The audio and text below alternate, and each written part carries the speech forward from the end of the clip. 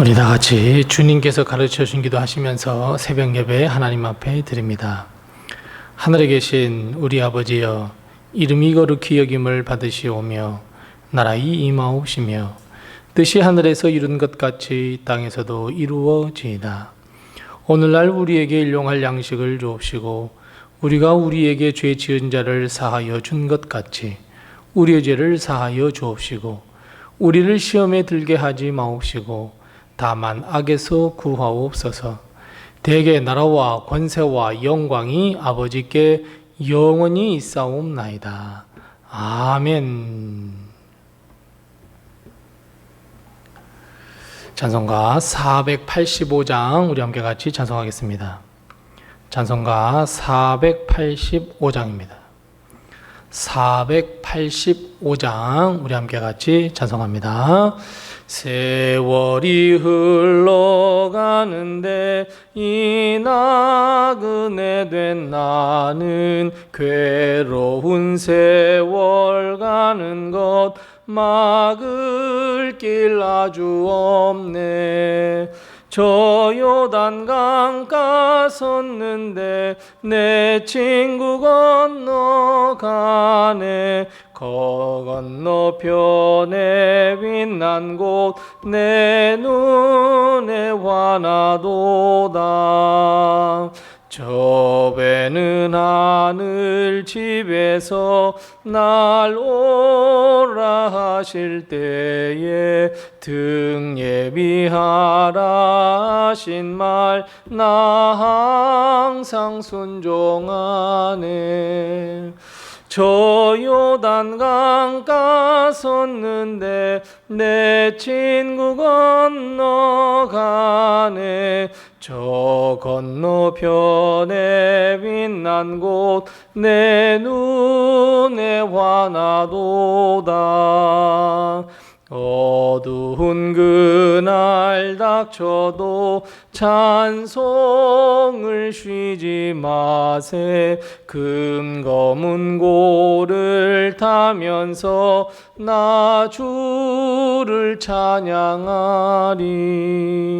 저 요단강 가섰는데 내 친구 건너가네. 저 건너편에 빛난 곳 내 눈에 환하도다.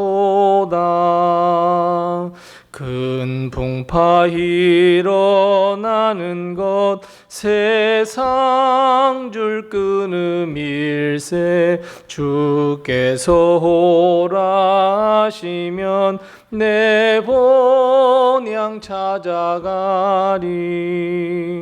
저 요단강 가섰는데 내 친구 건너가네. 저 건너편에 빛난 곳 내 눈에 환하도다. 아멘. 오늘 시간 하나님께서 우리에게 주시는 말씀은 신약성경 마가복음 9장 30절 말씀부터 32절 말씀입니다. 마가복음 9장 30절 말씀부터 32절 말씀 신약성경 69면에 있습니다. 마가복음 9장 30절부터 32절 말씀까지 우리 같이 한 목소리로 이 말씀을 봉독합니다. 그곳을 떠나 갈릴리 가운데로 지날새 예수께서 아무에게도 알리고자 아니하시니 이는 제자들을 가르치시며 또 인자가 사람들의 손에 넘겨져 죽임을 당하고 죽은 지 3일 만에 살아나리라는 것을 말씀하셨기 때문이더라. 그러나 제자들은 이 말씀을 깨닫지 못하고 묻기도 두려워하더라. 아멘. 오늘 하루도 하나님의 큰 축복과 은혜가 우리 교회와 성도님들의 가정에 늘 충만하시기 바랍니다. 예수님은 그의 제자들과 함께 다시 갈릴리를 지나가게 되셨습니다. 그런데 이번에 갈릴리에 오시면서 한 가지 목적하신 바가 있었습니다. 그래서 오늘 본문 말씀 30절 말씀에 보면 주님은 그의 제자들과 함께 갈릴리에 오셨다는 것을 아무에게도 알리고자 하지 않으셨습니다. 물론 다른 때도 주님은 아무에게도 알리지 않고 그냥 거기에 들어가기만 바랬지만 이번만큼은 다른 때와는 조금은 달랐습니다. 그 아무도 주님과 그의 제자들이 마을에 왔다는 소식이 퍼지지 않기를 바라셨습니다. 알리지 않기를 바라셨습니다. 왜냐하면 단 한 가지 이유에서였습니다. 오늘 본 말씀 31절 말씀에 보니까 이렇게 그 이유를 밝히고 있습니다. 제자들을 가르치기 위함이다. 즉 이번에 갈릴리에 오신 이유는 다른 사람을 가르치고 많은 기적과 이적을 행하셔서 천국 복음을 전하기 위함이 아니라 오롯이 그의 제자들을 가르치시기 위함이었습니다. 즉 제자들에게 집중하기 위함이었습니다. 그리고 계속해서 주님은 31절 말씀에 무엇을 가르치셨는지 밝혀주고 있습니다. 무엇을 가르쳐 주셨습니까? 맞습니다. 인자가 즉 주님이 사람들의 손에 넘겨져 죽임을 당할 것이다. 그리고 죽은 지 3일 만에 다시 살아날 것이다를 명확하게 가르쳐 주시기 위함이었습니다.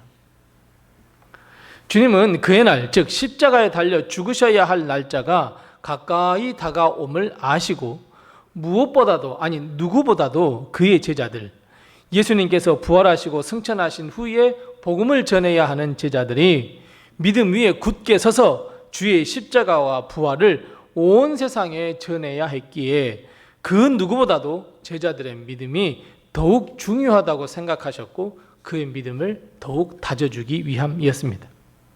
한번 시도하셨습니다. 제자들이 주님을 정확하게 알고 그 믿는 믿음을 보시고 그들의 신앙 고백을 들으시고 주님이 이 땅에 오신 이유를 분명하게 밝히셨습니다. 그런데 제자들의 반응은 완전히 놀라웠습니다. 주님이 기대했던 것과는 전혀 다른 방향이었습니다. 주님이 이 땅에 오신 이유를 많이 가르쳐 주셨을 텐데 그것도 제자들이 주님이 누구이신 줄을 정확하게 알고 신앙 고백을 한 직후였음에도 불구하고, 그러니까 소위 말하는 잉크도 마르기 전에 주님이 이 땅에 오신 목적, 그것을 이루지 못하도록 막아서기 시작합니다. 하나님의 일이 아닌 사람의 일을 선택하게 할 것이다라고 주님께 강청했고 그들이 막아서겠다라고 결단하는 것을 주님 앞에 이야기합니다. 주님의 생각과는 완전히 달랐습니다. 그래서 주님은 이런 생각을 가지셨습니다. 다시 한번 제자들에게 잘 가르쳐야 되겠다, 이것을 깨닫게 되셨습니다. 주의 이름을 땅끝까지 전해야 하는 제자들의 믿음을 다시 한번 잡아줘야 되겠다라고 하는 마음이었습니다. 그래서 주님은 갈릴리, 제자들과 처음 만나셨던 땅 갈릴리에 가셨지만 다른 사람들보다는 제자들에게 더 집중하시고 제자들에게 더욱 이 믿음을 가르쳐 주셨고 앞으로 어떤 일이 일어날 것인가를 분명하게 가르쳐 주셨습니다. 즉 주님이 이 땅에 오신 이유를 가르쳐 주셨습니다. 사람들의 손에 넘겨져 죽임을 당할 것이라는 이 말씀, 뿐만 아니라 주님이 다시 살아날 것을 말씀하셨습니다. 비록 주님께서 죽음을 당하시지만 죽임 당하신 후 3일 만에 다시 살아날 것을 가르쳐 주셨습니다. 그런데 문제는 또 제자들입니다. 제자들의 반응이었습니다. 지난번에 제자들이 막아섰다가 화를 내시고 또 죽으심과 또 다시 사심을 가르쳐 주셨음에도 불구하고 그럼 막아서고 또 막아섰더니 야단을 치셨거든요. 근데 또 제자들에게 두 번째 이 말씀을 하십니다. 자, 그렇다면 여러분, 제자들은 어떤 반응을 보여야 하는 것이 옳다고 생각하십니까? 맞습니다. 아멘입니다. 아멘 해야 옳습니다. 주님, 그렇다면 우리가 오히려 어떻게 해야 되겠습니까? 라는 거 물어봐야 합니다. 그런데 여러분, 제자들은 어떤 반응이었습니까? 맞습니다. 오늘 말씀 32절 말씀 보세요. 전혀 이 말씀을 깨닫지 못했습니다. 혹시 이번에 도무지 그런 일이 일어나지 않기를 간구하거나 막아선다면 또 책망받을 것 같아 두려웠습니다. 그래서 제자들의 반응은 깨닫지도 못했고 심지어 묻지도 못했습니다. 차라리 부활이 무엇입니까? 예수님이 정말 이 땅에 오신 이유가 그것입니까? 주님, 그러면 우리가 어떻게 해야 되겠습니까? 라고 물을 만도 한데 다시 책망을 받을까 봐 두려웠습니다. 지난번도 책망을 호되게 받았잖아요. 사탄아 물러가라고 했잖아요. 제자들은 두 번째 가르치심에 그걸 받아들일 법만도 한데 오늘 말씀하고 어떻게 말씀합니까? 예수님께서 두 번이나, 그리고 이번에는 특별히 제자들을 가르치시기 위하여 기적이나 이적을 베풀지 아니하시고 다른 사람들에게 말씀을 가르치지 아니하시고 그저 제자들에게 바라보면서 주님께서 가르쳐 주시고 주님께서 이 땅에 오신 이유를 말씀하셨고 분명히 가르쳐 주셨음에도 불구하고 깨닫지도 못하고 오히려 주님께도 묻지 못하여 두려워하여 묻지 못하는 이런 반응을 또 주님은 보고 말았습니다. 사랑하는 성도 여러분, 우리는 어떻습니까?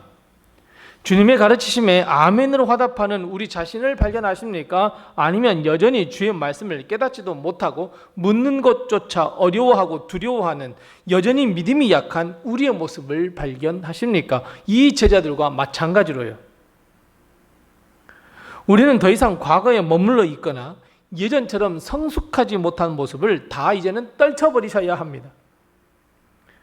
우리는 주님의 가르치심에 아멘으로 화답하며 순종의 행함이 있어야 합니다. 그런 삶을 우리는 삶을 살아야 합니다. 주님이 이 땅에 오신 목적을 우리에게 가르쳐 주셨다면, 아니 우리를 위하여 십자가에 달려 죽으셨다라고 하는 것을 우리에게 가르쳐 주셨다면, 더 나아가 우리에게 부활 소망을 주시기 위하여 우리에게 하나님의 말씀과 뜻을 가르쳐 주셨다면 우리는 아멘으로 믿고 화답하며 소망을 가져야 합니다. 이것이 제자로서 마땅한 바입니다. 우리는 예나 지금이나 믿음의 성숙은 없고 그저 머물러 있는 신앙, 여러분 이제는 안 됩니다. 우리는 주의 말씀을 여러 번 들었던 사람들입니다. 주의 말씀을 매일같이 듣는 사람들입니다. 우리는 주님을 믿어야 구원을 얻는다고 배운 자들입니다. 그렇다면 우리는 주님을 믿고 주의 말씀을 믿고 십자가를 바라보며 주의 말씀에 순종하여 땅끝까지 보는 사명, 그 사명을 가진 자이기에 우리는 나가야 합니다. 일어서셔야 합니다. 전진하셔야 합니다. 말씀에 순종해야 합니다. 그럼에도 불구하고 여전히 우리는 그 자리에 앉아서 믿음의 성숙도 없고 사명의 길도 가지 않으려 하고 순종하지 않으려 하고 옛사람을 버리지 못하고 주저앉아 버린다면 여전히 작은 믿음, 주님을 믿지 못하는 상태에 머물러 있다고 한다면 여러분 그것은 주님의 뜻이 아닙니다. 사랑하는 성도 여러분, 믿음의 성숙을 위하여 기도하셔야 합니다. 주님의 말씀에 순종해야 하겠다. 주님의 말씀에 순종할 수 있도록 해 주옵소서. 우리는 믿음 위에 믿음을 달라고 기도해야 합니다. 한 영혼을 구원하기 위하여 그저 이 자리에 머물러 있는 것이 아니라 일어서서 걸으며 우리의 시선은 땅끝을 향하며 전도하며 선교하며 기어이 한 영혼이라도 구원해내는 하나님의 사람으로 거듭나게 해달라고 우리는 기도해야 합니다. 우리의 믿음 없음을 불쌍히 여기시고 순수 믿음, 절대 믿음, 강력한 믿음을 달라고 우리는 기도해야 합니다. 무엇보다도 주님을 믿지 못하는 주저하는 믿음이 아니라 이제는 믿음을 가지고 승리하는 자가 될 수 있도록 해달라고 강청의 기도를 드리셔야 합니다. 사랑하는 성도 여러분, 우리는 주님의 뜻대로 믿음의 성숙과 성장, 하나님의 영광을 위한 삶으로 거듭나는 우리 성도들, 오늘의 제자의 모습이 아닌 성령 충만함을 받은 제자들의 모습이 나의 모습이 될 수 있도록 늘 기도하며 승리하며 전진해가는 우리 성도들이 다 되시기 바랍니다. 기도하겠습니다. 우리 함께 기도할 때 두 가지로 해서 기도합니다. 첫 번째 기도할 것은 하나님, 나의 믿음의 성숙함을 허락해 주시옵소서. 우리 함께 같이 기도합니다. 두 번째 기도할 것은 주의 말씀을 듣고 믿어 순종하는 믿음의 삶을 살게 해달라고 우선 이 두 가지의 기도의 제목을 같이 기도하시고 또 내게 허락하신 기도의 제목을 가지고 하나님 앞에 기도하겠습니다. 기도하겠습니다.